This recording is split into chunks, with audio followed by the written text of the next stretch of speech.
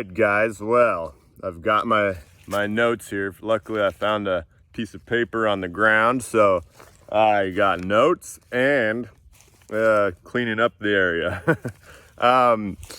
So a lot to say on right now, around episode 3. I think I only will be in town maybe another week, and then I'm going to be hitting the wilderness. So I don't know how many more of these reviews I'm going to be able to do. Obviously, as a side note, I want to say I had a chance to watch Teimojin, who you should really check out. He's doing episode reviews and just really well done, really well produced, a lot of good information.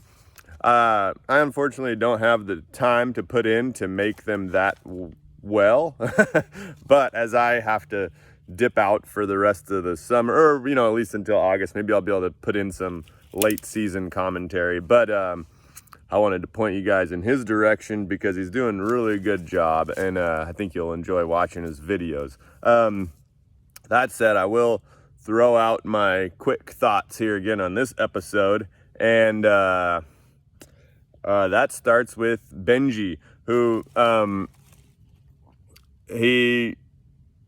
I like that he started his shelter with with a real mind on how game movement might potentially be through his land.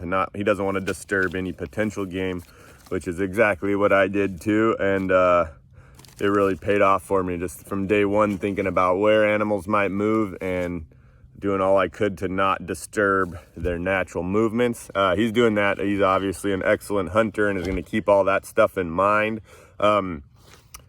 I noticed his shelter's pretty tall, which it's going to make it hard to heat. It's nicer to change clothes and a little more comfortable in there, but and what I hear a lot of people talk about it, but in my opinion, and it's only my opinion, is kind of almost, not completely, but smaller the better. At least if you can hunch up and like kind of change and get in and out, then I don't see a huge need for a big shelter, because you're honestly not going to be hanging out in there much if you have a location that allows you to be outside and productively doing things. Anyway, that's my opinion, but he is doing really well out there. He's off to a great start. He's got lots of fish he's catching. He got the squirrel. He feels really good. So did I on my first month, but he's also losing over a pound a day. I think he's been out there 2 weeks and he's lost 19 pounds. The funny thing is you can't really tell when you're out there. You really don't. You've put on that extra weight before you go, and it's really hard to tell your weight. So it's kind of a guess. I was trying all kinds of things to keep track of my strength, the weight, doing pull-ups, pulling back my bow every day, just trying to figure out, am I losing strength, weight, where am I at? Honestly, I stressed about it more than I should have. I thought I was, here Benji's stressing about it, not at all. He's feeling really good. I personally was like, man, am I losing too much weight? Come to find out at the end of the show, I was my normal weight, so I had plateaued. I didn't know, so I had a lot of extra stress, which they definitely showed on the show. But then he goes out and talks about hunting this beaver. He's seeing a lot of sign, and he talks about sitting it, which means setting up you could do it even a tree stand or just in a bush somewhere where the beaver traffics often. He talks about it, but that is, if I had to get an animal, it's one of the most reliable ways is to get up in a tree or find a good spot that you can overlook the trail and just sit it. It's not the most fun way to hunt, and so often you'll spot and stalk through the woods, which is more enjoyable, but finding a high traffic area and sitting it is probably, for me at least, the highest odds of getting something. Whenever I need to fill the freezer, that's usually what I'll do, is go sit a spot and get some deer or whatever.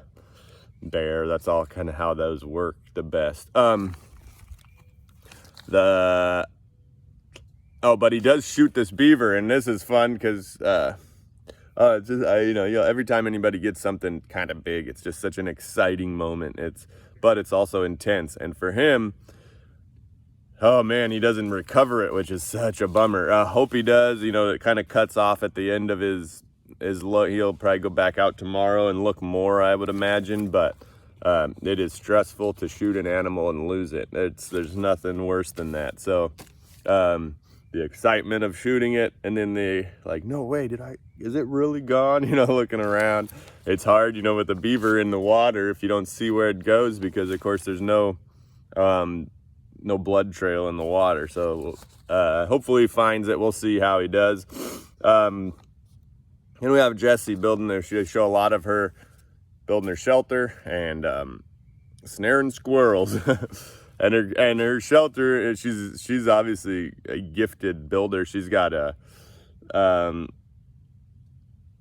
she's right that what I like is that every shelter is indeed unique. She says that, the more you can use your landscape to your advantage, whether it be trees already in the ground or rocks that are around or hillsides, the better, and it just requires creativity to see how those will get used in your current shelter. But and she is doing that. She is making it big, and I've heard a lot of people comment on on comments about that already negatively. But let me just say one thing about that is an alone shelter is a fairly unique construction, because it's not an overnight shelter, or like a couple day shelter you're going to build maybe when you're elk hunting or something, but it's also not a cabin that you're going to build if you want it to be permanent. And so there's not that many opportunities to build these shelters and learn the little nuanced lessons you would on a lone shelter. But it is big and it is a lot of work. She's gonna have a lot of calories getting that thing finished. It'll be nice when it's done if she can get it done, but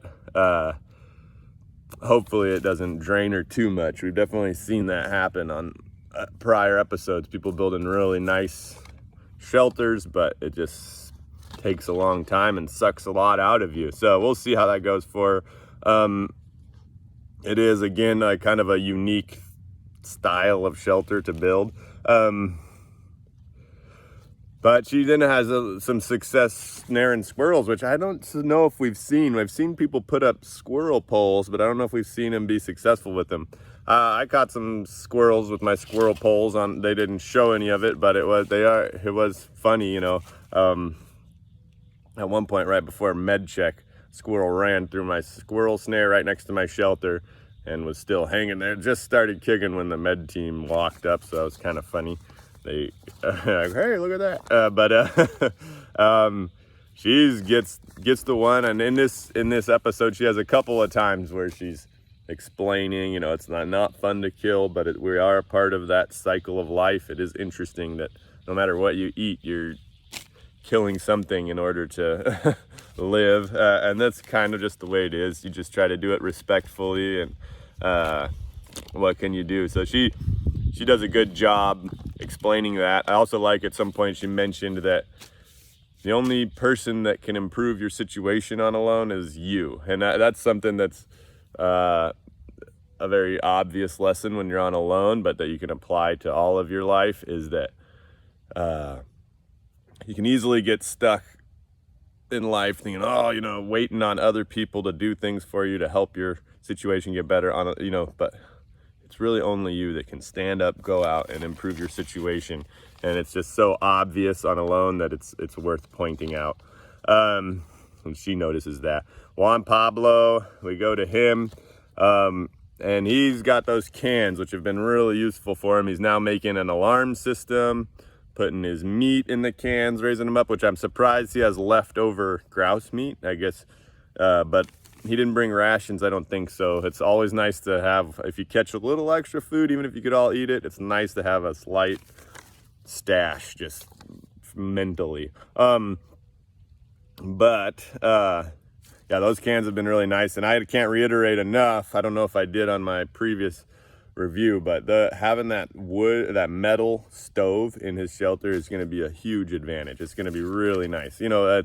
There's a big difference between having an open fire and a metal stove. You can really get those hot safely and smoke free, whereas with an open fire you are limited on size and stuff. So and the heat you can put out. So I think we're gonna see in the long run that metal stove he got with those cans really add to his comfort level. And yeah, of course, they don't show a lot of them, but I just was gonna point that out. Eager starts building a cabin. It's got to be a little disappointing for him because he spent days exploring his territory, ended up right back at his base camp, and even there he only had a spot that is like mushy and marshy, so he's got to build a floor. It's like, boy, he wasn't able to find a good location on his, even though he did try. So that's going to make things more difficult. He's also building a pretty robust shelter that's gonna take some calories for sure. And I've also noticed a lot of people, well, that's important for his floor. You want it to be nice and smooth, so he's skinning the logs. In general, I don't know why you would skin the logs on the walls out there, because it is a lot, you know, it's not a lot of work, especially if the bark's peeling off easy, but it is extra work, extra calories. Anyway, it's just another thing. Let's see what else. Oh yeah, he goes and he does kill a grouse with his saw, which is cool. I only got one grouse the whole time I was on alone, and I was looking for him. I had actually pretty much lived off a grouse in Russia during, well, you know, for the 5 weeks I was out on my own there hunting, and every day I got one. But I had a little single shot Soviet 22, which is hilariously similar to a bow because it's not a guaranteed shot. You'll aim at this bird, take a shot, and you know, you have these old Soviet shells from, you know, the 70s or something, and sometimes they're just like bink, and the bullet would just barely shoot out, hit the grouse, chase it away, but not injure it at all. And now you'd just every shot wonder if it was going to be that or if it was going to be a powerful one. And so that was funny. That said, I did get a lot of grouse, which is why, and even living with the natives, we'd get them quite often. So it was one of the initial disappointing things when on my territory, when it was in a, you know, with being that former burn, it didn't have any berries on it, and so it didn't have any grouse, no bear. That was my initial like disappointment. It kind of throws my whole plan A off, but of course you adapt, and well, burn does have ungulates come around. So that said, yeah, anyway, I just wanted to mention that on the grouse. Good to see him get it with his saw, no less. But they can be a staple food. Of course, on my hunt, I had the hunting cabins that I would bounce between, stocked with noodles, so it wasn't purely grouse, but I did get one a day, I think, the whole time I was out there. So a lot of grouse. We're also covering a lot more land than you do in alone, so you know, obviously on alone you kind of can burn out your general area, whereas on those hunting cabins you'll spend a whole day, hike to the next cabin, and you're kind of in a whole new fresh spot. Then we have Adam, who, again, I like his shelter a lot. He's got a great fireplace. I like that he's an ingenious guy, and I like that he's trying new things and solutions, being creative out there. He didn't have rocks or anything, but he figured out how to work with cob, chopped up the grass, put it in there, and it looks like it's working really well for him. So that's cool. Cool little fireplace. It seems like his fish might be not biting as much as they were when he first got there, so he's starting to get worried, thinking he's gonna have to go hunt, which it's not the conservative play to really hit the hunting hard and try to make something happen there, but it is really one of the only ways to be sustainable out there and to have your fate in your own hands. So you could either be on a really good fishing spot and be able to just rake fish in and live off of fish and feel pretty sustainable. But the only other way to be sustainable, really, it's not going to be small game. You have to catch so many squirrels and rabbits that it's unrealistic. But it's getting big game. And so you can try to play the long, slow, starve it out game and conserve calories, but I'm sure it's mentally tough. It's very, can be pretty boring, but the only way to really grab your own fate in your own hands is to go out there and try to make it happen, but it is riskier. So hopefully it pays off for Adam, and he's able to hunt something successfully. Let's see. What did I say? Oh yeah, and as far as sustainability, I was just going to mention on my own season, you know, I got a moose, the wolverine, 28 rabbits, squirrels, a grouse, a bunch of big fish. And honestly, I think I had 140 days with what I had easily, but the way the ice freezes, you know, it was getting feet thick, and it was only going to be so long before I couldn't keep my ice holes open. We're not allowed to kill another moose. We're not allowed to kill another wolverine. Rabbits don't provide you much fat. So really your options start to narrow the longer the season goes. So on alone, like infinite sustainability would be difficult. My next play would have been potentially if I could have gotten a muskox, pulled it to spring, and then you got bear again. So there is a way to navigate forward and be truly sustainable as it was.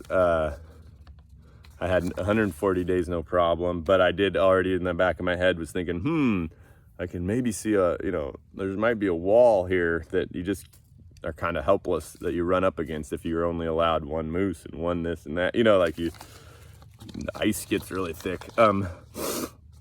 Anyway, but if you get a bear, if Adam's able to get a bear, he's going to be doing real well.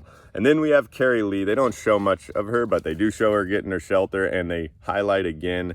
You can really see Carrie's got an excellent attitude. She's, I just can't imagine her having any mental difficulties out there with her prior experience in the woods, with the way she lives normally. It's all going to come down to food for her. If she gets food, and she's going to be out there a long time. Anyway, those are some of my thoughts. Again, check out Teimojin's page, his YouTube. He's got some really good reviews he's putting a lot of work into them. So in the meantime, thanks for watching, guys. Again, I'll have some pretty cool stuff coming up pretty soon, so stay tuned. And cheers.